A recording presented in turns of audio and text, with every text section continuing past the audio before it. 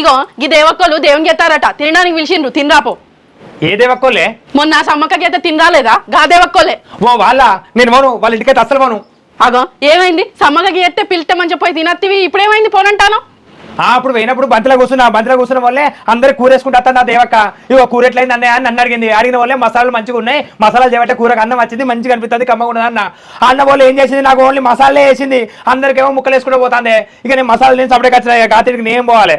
ఎందుకు మరి కూర మంచిగా ఉన్నదా అంటే మంచిగా ఉన్నది అని అంటే అయిపోవు కదా. మసాలాలు ఎత్తనే అందం వచ్చింది గసాలాలు ఎత్తనే అందం వచ్చింది అంటే మసాలా వేసి పెట్టిరు. ఇక నయంతి కొత్తిమీర కారం మంచిగా ఉన్నది అని అంటే ఆ పచ్చి కొత్తిమీర తెచ్చి ఎండు కారం పొడి పోసి పెడతారు.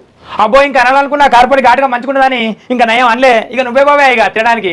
అబ్బో నేనే పోతా, నేను పోను. ఇదివరకు ఒకసారి వాళ్ళ ఇంటికి తినడానికి పోయినప్పుడు పచ్చిమిరపకాయలు వేసుడు ఏబట్టి కూర కమ్మ ఉన్నది అని అంటే ఆ తినే పళ్ళం పక్కకు పెట్టి పచ్చిమిరపకాయలతో అన్నం పెట్టారు. ఏదైనా మంచిగా ఉన్నది అన్న పాపం వాళ్ళ ఇంటికి పోతే. మరి అట్లాంటి కాడికి నన్ను పొమ్మంటా నావే. ఇక ఎటు పోలేదు ఇంత అన్నం పెట్టు.